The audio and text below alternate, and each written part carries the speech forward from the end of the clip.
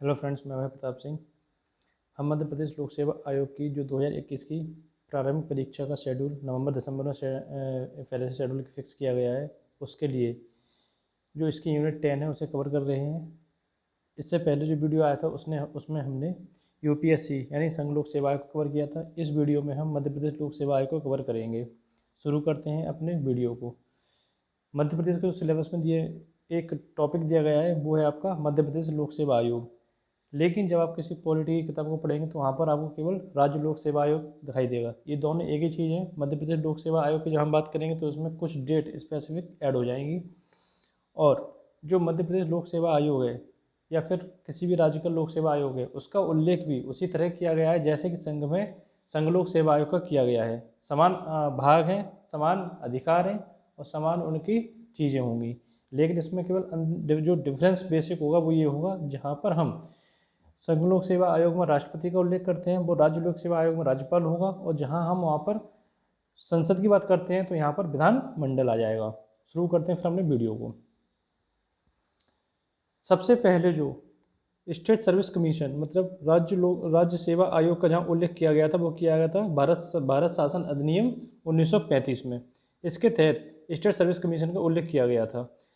संविधान का जो भाग 14 है जिसमें अनुच्छेद 315 से लेकर 323 तक उल्लेखित किए गए हैं, इसी में आपका यूपीएससी है और इसी के साथ में आपको यहाँ पर ही स्टेट पीएससी भी दिखाई देगा। कौन सा अनुच्छेद 14 भाग और आपका जो आर्टिकल है 315 से लेकर 323 तक। अब हम अगर बात करें मध्य प्रदेश लोक सेवा आयोग की, तो मध्य प्रदेश जो मध्य प्रदेश का पुनर्गठन अधिनियम पारित किया गया था 1956 में, सेक्शन 118(3। इसी के साथ में इसी तारीख को जिस दिन मध्य प्रदेश निर्माण हुआ तभी मध्य प्रदेश लोक सेवा आयोग है इसकी भी स्थापना कर दी गई थी। लेकिन जब एमपीपीएससी की जो स्थापना की गई थी ये की गई थी 1 नवंबर 1956 में 1956 में। लेकिन जब इसने काम करना शुरू किया तो एक साल बाद काम करना शुरू हुआ 1957 में। इसी के जब आप देखेंगे जो मध्य प्रदेश लोक सेवा आयोग है ये जो पहली बार एग्जाम कंडक्ट करवाएगा ये करवाएगा 1958 में। अब हम बात करेंगे इसके कुछ स्पेसिफिक फीचर्स के बारे में। जैसे कि हमने देखा था संघ लोक सेवा आयोग जो आपका था उसका जो स्वरूप था वो भी संवैधानिक था, मतलब कॉन्स्टिट्यूशनल उन बॉडीज़ को कहते हैं जिनका उल्लेख संविधान में किसी न किसी आर्टिकल के द्वारा किया गया है। इसी के साथ में जब आप देखेंगे कि कई सारे ऐसे जो संवैधानिक आपकी बॉडी होती है, जैसे भारत का निर्वाचन आयोग है, आपका संघ लोक सेवा आयोग है, नियंत्रक एवं लेखा परीक्षक है, राष्ट्रीय अनुसूचित जाति आयोग है। ऐसे कई सारे ऐसे आयोग हैं जो आपको उसमें संविधान में सीधे सीधे किसी न किसी अनुच्छेद के अंतर्गत दिखाई देंगे। जब हम इसके गठन की बात करेंगे तो इसका जो गठन है ये 315वें अनुच्छेद के द्वारा किया गया है। जब हम इसकी संरचना करेंगे मतलब जो मेंबर्स होते हैं लोक सेवा आयोग में, राज्य लोक सेवा आयोग, उसकी बात करेंगे तो इसमें एक अध्यक्ष के साथ में कुछ सदस्य होते हैं। ये जो कुछ सदस्य होते हैं इनकी कोई निश्चित संख्या निर्धारित नहीं की गई है। ऐसे ही आप जब आप देखेंगे यूपीएससी में भी 9 से 11 ये स्पेसिफिक नंबर दिया गया है कि इनमें से कोई भी एक नंबर हो सकता है, फिर ये अलग अलग टाइम पे वेरी करता रहता है। ऐसे ही आप राज्य लोक सेवा की बात करेंगे उसमें भी कोई एक स्पेशल नंबर नहीं दिया गया है, जैसे कि 1+5 या 1+6। इसमें भी 9 से 11 है के ही बीच में आपके मेंबर रहेंगे। जो आपके सदस्य और आपके अध्यक्ष का जो कार्यकाल होता है ये आपका कार्यकाल होता है 6 वर्ष और 62 वर्ष। एमपीपीएससी या फिर किसी भी राज्य लोक सेवा आयोग जैसे कि हमने सेंट्रल में देखा था तो वहाँ पर था 6 वर्ष 65 वर्ष। लेकिन स्टेट में जब आप देखेंगे किसी में भी जो लोक सेवा आयोग है राज्य के, उसमें आप देखेंगे तो ड्यूरेशन होता है अधिक जो 6 वर्ष और 62 वर्ष। इस चीज़ को आप ऐसे समझ सकते हैं, अगर कोई व्यक्ति 54 ईयर का है और वो अध्यक्ष बनता है तो यहाँ पर सबसे पहले उसके 6 साल का कार्यकाल देखा जाएगा। और अगर कोई व्यक्ति 58 साल की उम्र में आपका सदस्य या फिर अध्यक्ष बनता है आयोग का तो उसकी पहले 62 ईयर देखी जाएगी। तो ये 4 साल तक काम कर पाएगा यहाँ पर कर पाएगा जब तक वो 60 साल का नहीं हो जाता तब तक। जो भी पहले हो या तो 6 वर्ष या फिर आपके 62 वर्ष। इसी के साथ में जब आप देखेंगे कि जो इसकी सेवा शर्तें हैं और इसका जो अध्यक्षों की सेवा शर्तों का जो निर्धारण है ये किसके द्वारा किया जाता है? गवर्नर के द्वारा। जब आप सेंट्रल में देखेंगे तो ये यहाँ पर गवर्नर या प्रेसिडेंट होगा, लेकिन जब स्टेट की बात करेंगे हम राज्य लोक सेवा आयोग की तो यहाँ पर गवर्नर डिसाइड करेगा। जो रिपोर्ट पब्लिश की जाती है जो जैसे आयोग है, आयोग पूरे साल कुछ ना कुछ काम करता है। जब काम करता है तो वो अपनी एनुअल रिपोर्ट सबमिट करता है। तो एनुअल रिपोर्ट किसे देगा? वो देगा गवर्नर को। गवर्नर इसका क्या करेगा? इसे विधान मंडल के समक्ष प्रस्तुत करेगा। पहले बात कर चुके हैं, जो मध्य प्रदेश लोक सेवा आयोग की स्थापना की गई थी जिस दिन मध्य प्रदेश राज्य बना था उसी दिन, मतलब 1 नवंबर 1956 को। ठीक है।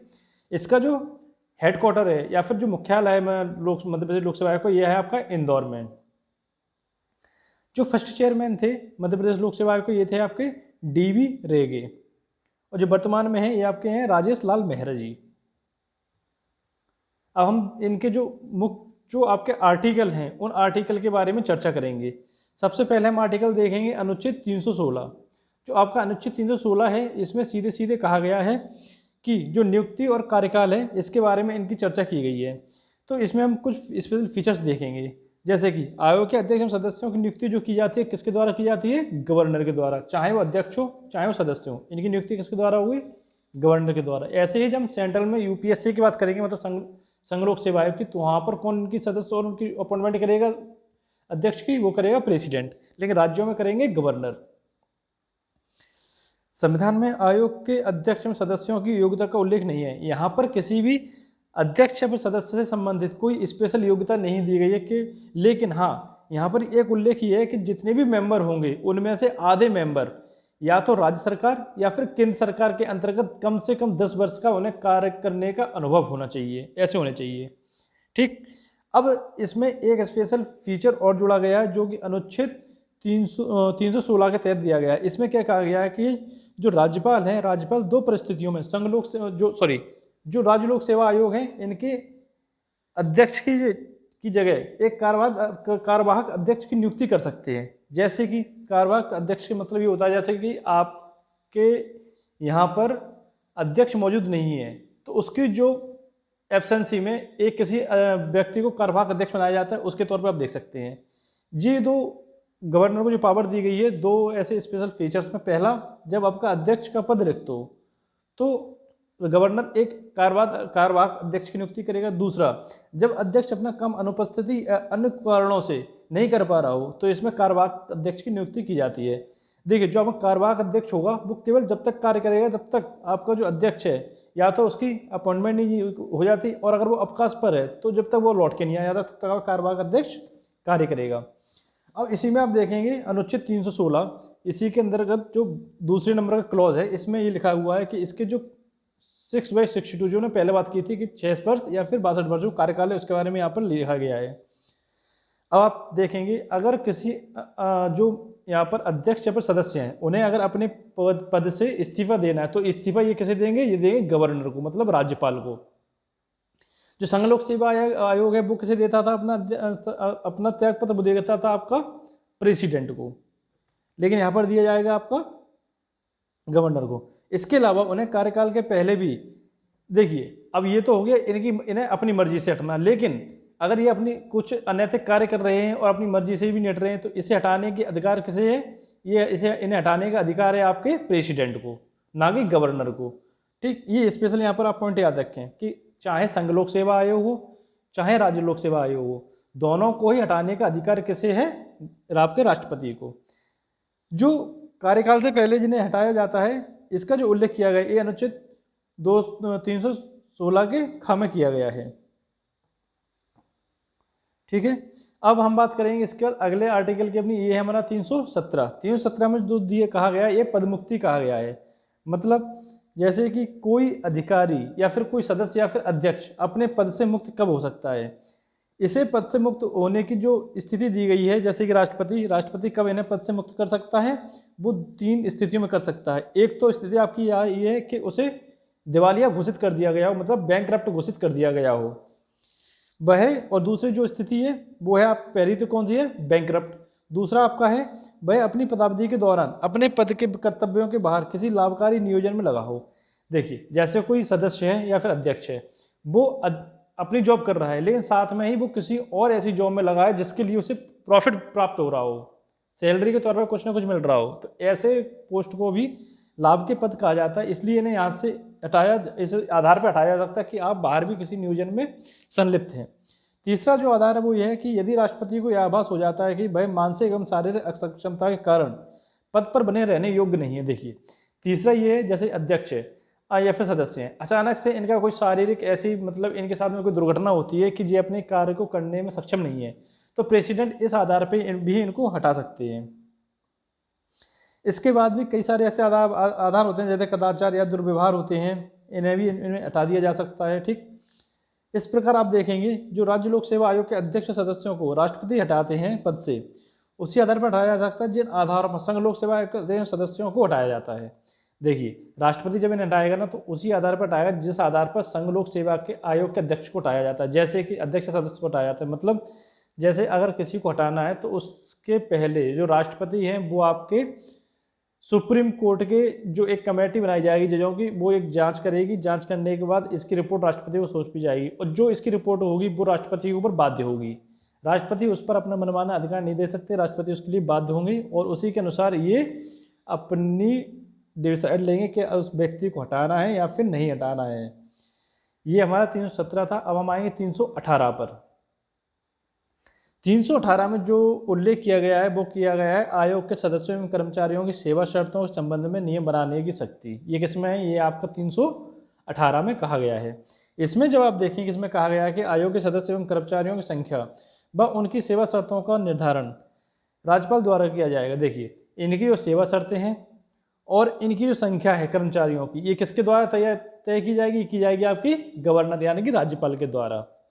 दूसरा इसमें जो उल्लेख किया गया 318 में दो चीज़ों को लेके आया, एक तो आपका पदमुक्त, एक तो आपका कार्यकाल और जो आपकी आयोग के सदस्य और कर्मचारियों की संख्या व उनकी सेवा शर्तें हैं ये गवर्नर के द्वारा डिसाइड होंगी। दूसरा इसमें कहा गया है कि एक बार जब किसी व्यक्ति की अध्यक्ष सदस्य के तौर पर नियुक्ति हो जाती है फिर उसके बाद उसके कार्यकाल खत्म होने तक कोई भी अलाभकारी परिवर्तन उसकी पोस्ट से संबंधित नहीं किया जा सकता, जैसे उस सैलरी को कम नहीं किया जा सकता या फिर उसके कार्यकाल को कम नहीं किया जा सकता। ये दो चीज़ों को उल्लेख जो 318 में किया गया है। इसके बाद जो हमारा अगला आर्टिकल है वो है हमारा 319। 319 में आप देखेंगे तो इसमें कहा गया है कि जैसे कि मध्य प्रदेश लोक सेवा आयोग की हम बात कर रहे हैं, तो जैसे कि कोई सदस्य मध्य प्रदेश लोक सेवा आयोग का अध्यक्ष व सदस्य है तो उसका कार्यकाल 6 वर्ष या 62 वर्ष पूरे हो गए हैं तो वो दोबारा से इस पोस्ट पर रिअपॉइंट नहीं किया जाएगा। मतलब सिर्फ एक कार्यकाल ही आपको मिलेगा, उसके बाद आप दोबारा उस पोस्ट पर नहीं आ सकते। हाँ, लेकिन इसके साथ में कुछ उपबंध और किए गए हैं, जैसे कि मध्य प्रदेश लोक सेवा आयोग के पहले हम अध्यक्ष की बात करेंगे। अगर मध्य प्रदेश लोक सेवा आयोग का अध्यक्ष है, उसका कार्यकाल पूरा हो गया है तो वो मध्य प्रदेश लोक सेवा आयोग फिर से अध्यक्ष या फिर सदस्य नहीं बन सकता। हाँ, वो किसी दूसरे राज्य के लोक सेवा आयोग में या फिर दो राज्यों के इकट्ठे एक साथ जो संयुक्त लोक सेवा आयोग होता है उनमें अध्यक्ष बन सकता है या फिर संघ लोक सेवा आयोग का अध्यक्ष या फिर सदस्य बन सकता है। ठीक, दूसरा ये तो है अध्यक्ष से संबंधित। अब हम बात करेंगे जो सदस्य हैं उनसे संबंधित। जो मध्य प्रदेश लोक सेवा आयोग का सदस्य है वो दोबारा उस पोस्ट पर नहीं आ सकता। हाँ, वो क्या कर सकता है, जैसे कोई राज्य लोक सेवा आयोग है या फिर संयुक्त राज्य लोक सेवा आयोग है उसका अध्यक्ष बन सकता है दूसरे राज्य में। साथ में जो संघ लोक सेवा आयोग है उसका अध्यक्ष या फिर सदस्य बन सकता है। इस चीज़ को आप याद रखें, इसका उल्लेख किया गया है 319 में। मतलब कि मध्य प्रदेश लोक सेवा आयोग में वो अपॉइंट नहीं हो सकते, लेकिन किसी भी बाहर दूसरे लोक सेवा आयोग या फिर संयुक्त लोक सेवा आयोग और संघ लोक सेवा आयोग में अध्यक्ष बन सकते हैं राज्यों में, और केंद्रीय बन सकते हैं अध्यक्ष या फिर सदस्य। इन्हें आप याद रखें, ये काफ़ी इंपॉर्टेंट है। अब जो 320वां हमारा आर्टिकल है इसमें कहा गया है जो आयोग के कार्य हैं उनके बारे में चर्चा की गई है। देखिए संविधान के अनुच्छेद 320 में आयोग के कार्यों कर्तव्यों का वर्णन है। ठीक, जो इसके सामान्य कार्य हैं वो सामान्य क्या है, यह राज्य सेवाओं का भर्ती अधिकरण है। देखिए स्टेट में जितने भी बड़ी बड़ी एग्जाम होते हैं जैसे कि डीएसपी का हुआ, डीसी का हुआ, ऐसे एग्जाम कौन लेगा, ये आपका लेगा राज्य लोक सेवा आयोग। उसके साथ में आप भी और इसमें और भी काम दिए गए हैं, जैसे कि राज्य विधानसभा आयोग द्वारा आयोग को लोक सेवाओं के संबंध में सौंपे गए अन्य कार्य, जो भी विधानसभा के द्वारा आयोग को लोक सेवाओं के संबंधित कार्य दिए जाएंगे वो कार्य इसके द्वारा संपादित किए जाएंगे। ये दो महत्वपूर्ण काम थे। अब हम बात करेंगे आयोग के जो अनुच्छेद 321 है इससे संबंधित। जो 321 अनुच्छेद है इसमें कहा गया है आयोग के कार्यों को विस्तारित करने की शक्ति। देखिए, जो राज्य के विधानमंडल है आयोग के कार्यों की सूची में कुछ नए प्रावधानों को भी जोड़ सकता है। ये अधिकार किसे दिया गया है? ये दिया गया है विधानमंडल को, ना कि संसद या फिर गवर्नर या फिर प्रेसिडेंट को। इस चीज को आप याद रखना। 321 के तहत अगर आयोग के कार्यों को विस्तारित किया जा रहा है तो इसे ये अधिकार दिया गया है आपके विधानमंडल को। इसी के बाद अब जो हमारा अगला इंपॉर्टेंट आर्टिकल है वो है हमारा आर्टिकल 322 मतलब 322। इसमें कहा गया है आयोग के खर्चे। देखिए, आयोग है तो अपना काम करेगा तो उसके लिए उसको चाहिए पैसा। पैसा कहाँ से आएगा उसके बारे में ही अनुच्छेद 322 में की गई है चर्चा। आयोग के व्यय जिसके अंतर्गत आयोग के सदस्यों या कर्मचारियों के वेतन, सैलरी, ठीक, भत्ते, अलाउंसेस, उसके बाद पेंशन और अन्य जो खर्चे होते हैं ये सब किसके द्वारा दिए जाएंगे? ये दिए जाएंगे आपकी राज्य की संचित निधि, राज्य की संचित निधि के द्वारा। ये चीज आप याद रखना। अब जो हमारा लास्ट इसमें आर्टिकल है ये हमारा आर्टिकल 323। इसमें कहा गया है जो प्रतिवेदन या फिर रिपोर्ट है आयोग अपने जो प्रतिवर्ष अपने जो कार्यों की रिपोर्ट सौंपेगा वो सौंपेगा राज्यपाल को, और राज्यपाल इस रिपोर्ट के साथ साथ ऐसे ज्ञापन विधानमंडल के समक्ष रखता है जिसमें आयोग द्वारा अस्वीकृत मामले और उनके कारणों का वर्णन किया गया हो। आयोग प्रतिवर्ष एक रिपोर्ट देगा आपके गवर्नर को, गवर्नर उस रिपोर्ट को रखवाएंगे विधानमंडल के सामने, फिर उस पर चर्चा की जाएगी और इसमें जो उल्लेख मेनली किया जाएगा जिसमें आयोग द्वारा अस्वीकृत मामले और उनके कार्यों का वर्णन किया जाएगा। ये हमारा था राज्य लोक सेवा आयोग। इसमें कुछ ज़्यादा अंतर नहीं है, जैसे कि आप देखेंगे संघ लोक सेवा आयोग भी 14वें भाग में था, अनुच्छेद 315 से लेकर 323 तक। ये भी 315 से लेकर 323 तक है। इसमें हमने सारे आर्टिकल को देखा। ये काफ़ी इंपॉर्टेंट है, आर्टिकल को आप बार बार रटें जिससे आपका एग्जाम में कोई क्वेश्चन है गलत ना हो। आगे हम फिर किसी नए आयोग के साथ कल फिर मिलेंगे आपसे। तब तक के लिए थैंक यू, जय हिंद। वीडियो अच्छा लगे चैनल को शेयर करें, सब्सक्राइब करें, लाइक करें। Thank you so much.